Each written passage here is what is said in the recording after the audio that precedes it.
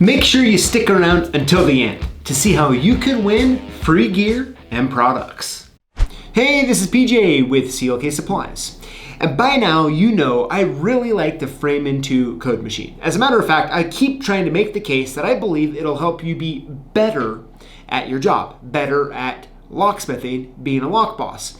Now, at the end of the day though, something that is really important that a lot of times can be overlooked is how easy is it to calibrate, right? Because let's face it, when we do need to calibrate a key machine in general, we always need to do it in a hurry, right? It's typically like, hey, you know what? Let's calibrate this every Tuesday at 2 or something. That's not what happens. Really what happens is you cut a key and it doesn't work, and you're like, oh my gosh, I gotta figure out what the problem is and get this thing calibrated.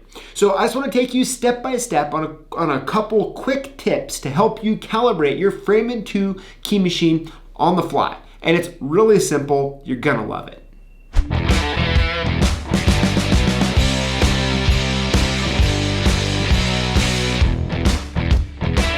Now, as you can see, I have it really zoomed down here on the depth side, okay? And that's really what we're gonna be focusing on. Now, I do wanna say that everything that I'm about to say is in the Frame-In manual, okay? So you can look in there, you can see exact, and for the most part, I'm gonna be following exactly what they say when it comes to the depth. The spacing, sometimes there's a few different ways to do it. We can kind of talk about that briefly, but we're gonna be focusing on the depth here because once you understand that, going over to the spacing is gonna be the same exact concept. So essentially is what you wanna do is just grab like a key, like a SC1, okay? You wanna get it put in there. And we don't really care about the spacing when we're gonna be checking the depth, okay?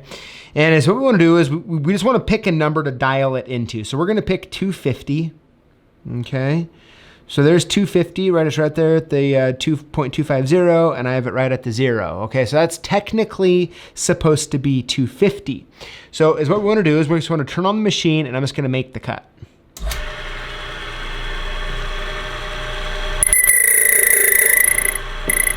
Okay.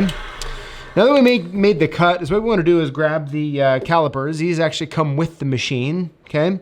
So what we want to do is we want to get it on here, and we get rid of that little burr there. Let's get it put in there. Let's see what it's sitting at. Okay, so it's sitting at 250, right about 254, okay? So, there you can see it there. So it's sitting at 254. So what we need to do now is actually get this set at 254. That's how easy you fix it. So I'm using a 1/8 inch Allen wrench here, and you're gonna see this little Allen screw right here. And I'm just gonna go ahead and get it opened. And I tend just to take it all the way out. You don't necessarily have to, so I have it right here. I'm just gonna set it off to the side.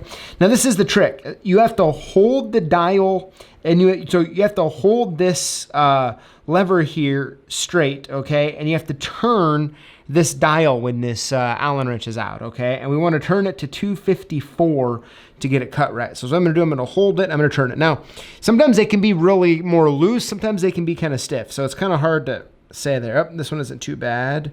Okay, so what I'm gonna do, I'm gonna move it right here, a little more. Okay. There we go, right there to 254. Okay, so essentially all we did is we kept this the same, and we're just switching the dial to work with where the machine's at. Once we have it right there to 254, right, because that's just 1, 2, 3, 4. That's how those are there. I'm gonna go ahead and just tighten this Allen wrench back down. Now I'm gonna go ahead and take a brand new key again and stick it in here. You could definitely use the same key, or you know what, let's use the same key, why not? So let me just move the spacing over. Now you can use a certain spacing if you really wanted to, but there's really no, doesn't really matter for this. So once we have it put in there, I have the key clamped down. Let's go ahead and try it again here. Okay. Let's see how we did. Now sometimes, you know, when you're holding it and moving, it can sometimes like not move exactly where you wanted it to, and you have to redo it again. So essentially now we're at 254, so we should be right at 254. So let's see here. There we are, right about 254 right there. So that's going to be perfect. So now just to test it though, let's go bring it back down to 250. I'm going to grab this blank key and then let's try it.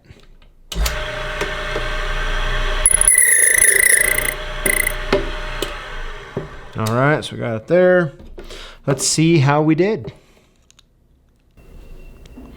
Look at that. So we're just about perfect. Now we could keep adjusting to it, but for the most part, I mean, that's going to be just about perfect for me.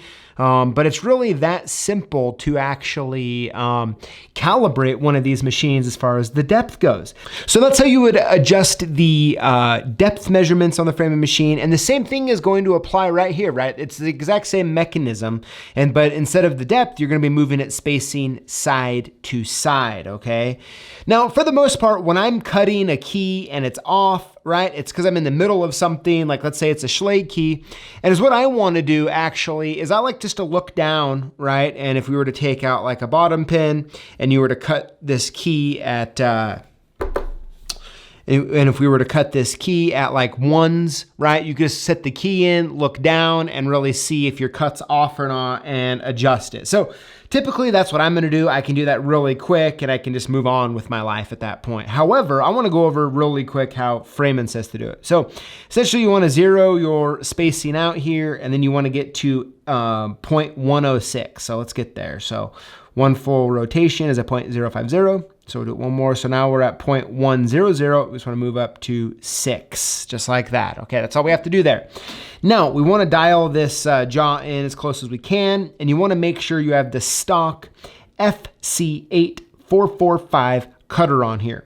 And essentially, when you bring this together and you get a straight edge, like I'm just using the calipers that came with the machine, the back end, you bring these together like this, and you put it together and you want to see if there's any spacing between there. So hopefully you can see on the camera, it's kind of hard with this in the way and this, but you can see that the spacing is good there. So that's one easy way you can do it, right? That's how they recommend. However, I find a lot of times when you're in the middle of something, you can kind of, by cutting all ones, you can look down a key or, you know, the holes on a plug and see exactly what you need to do, make a quick adjustment. And once again, you're just gonna loosen up this Allen wrench and then you're gonna hold this tight and you're gonna adjust it to where you actually find it. So it's really that quick and simple to adjust the depth and the spacing. All right, so there you have it. It's actually that simple, quick and easy. One Allen wrench is required, right? Really simple. So I really hope that helps. Just to make sure, take your time, go slow, right? A lot of times on stuff like this, the slower you go, the faster you actually get it done. I'd love to know what you think in the comments below and any extra hints, tips, or tricks that you use when you calibrate your Framan 2 machine. Thanks for watching, and we'll see you next time.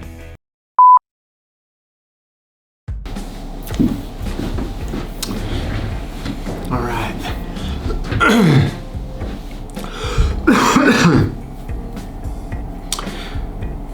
All right, Connor, so this will be the last Framan 2 video I plan to ever make, man. So buckle up, buckle up.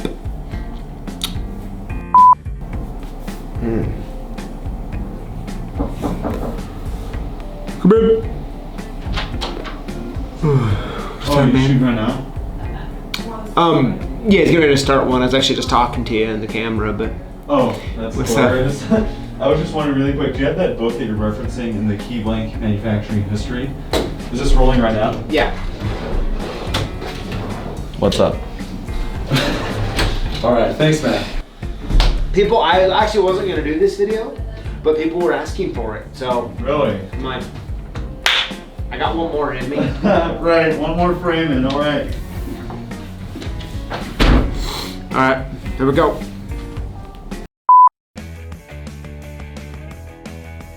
I'm guessing if you just watched this video that you work with locks and keys. And to us here at CLK Supplies, that makes you a lock boss. And we wanna hook you up. Here's how it works. Throughout the week, we post videos on YouTube, like the one you just watched. And all you need to do is comment on the videos and include the hashtag LockBoss. When you do this, you're automatically entered in to win one of 5 free prizes that we give out each and every week. No purchase necessary. So if you're a lock boss, join us each week to learn, grow, and win.